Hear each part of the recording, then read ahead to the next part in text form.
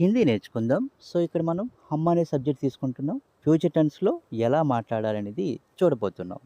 హమ్ దేఖెంగే మేము చూస్తాము లేదా మనం చూస్తాం. దేఖెంగే చూస్తాం. హమ్ దేంగే మేము ఇస్తాము. హమ్ ఖాయేంగే మేము తింటాము. ఖానా అంటే తినటం, ఖాయేంగే తింటాము. హమ్ భేజెంగే మేము పంపుతాము. భేజ్నా పంపటం. హమ్ ఖేలెంగే మేము ఆడతాం. ఖేల్నా అంటే ఆడటం.